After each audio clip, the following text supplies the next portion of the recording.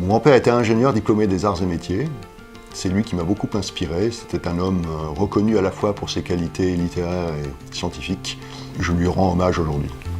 J'ai toujours eu envie de me développer, de progresser, d'être en quelque sorte la meilleure version de moi-même. Cette attitude, je la pratique également dans le sport et les relations humaines. Être ingénieur, pour moi, c'était ouvrir de nouvelles portes, inventer des solutions. En quelques mots, entreprendre pour être force de progrès. Mes formations ont été déterminantes à l'école polytechnique, 83-86, et puis à l'INSEAD pour un MBA en 93-94. À l'école polytechnique, j'ai été très sensibilisé aux arts physiques et j'ai eu envie de découvrir quels étaient leurs domaines d'application. À l'INSEAD, j'ai appris que changer, ça ne se décrète pas. Changer, c'est le résultat d'un processus, d'un projet porteur de sens et de beaucoup d'accompagnement humain. J'ai démarré ma carrière professionnelle en 1988, il y a 30 ans déjà. J'ai commencé par acquérir des méthodes de travail dans un cabinet de conseil et aussi dans des grands groupes industriels et technologiques comme Alcatel-Lucent et Technicolor. Puis je me suis dirigé naturellement vers les PME qui m'ont beaucoup séduit pour leur agilité et leur capacité à se remettre en question. En tant que directeur général d'Ulysse, j'ai appris qu'il était essentiel de s'entourer de collaborateurs qui partagent le même projet d'entreprise et également les mêmes valeurs d'intégrité et de solidarité pour ce qui me concerne.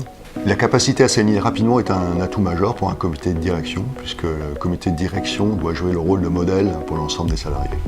Le cœur de métier d'Ulysse, créé en 2002, c'est de développer et de fabriquer des détecteurs thermiques dans la longueur d'onde infrarouge à destination d'applications d'imagerie comme la défense, la sécurité, la thermographie.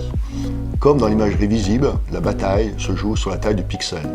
Aujourd'hui, elle est de 12 microns pour Ulysse. Ma plus grande fierté, c'est d'avoir développé Ulysse dans le cadre d'un écosystème français, avec la contribution d'un laboratoire, le CEA, et un actionnariat purement français, Thales et Safran, 50% chacun, dans le cadre d'une production française. Aujourd'hui, Ulysse réalise un chiffre d'affaires de plus de 90 millions d'euros et a livré depuis sa création plus d'1 million de détecteurs. Depuis mars 2018, je dirige à la fois Ulysse et Sofradir, sa maison mère. Je souhaite désormais bâtir un groupe engagé dans le progrès.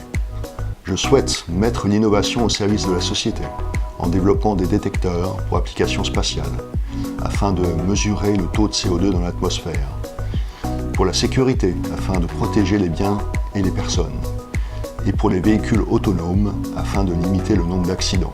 Et j'attache la plus grande importance aux valeurs humaines, le respect, la responsabilisation, l'équité, et les considère au même titre que la recherche d'efficacité.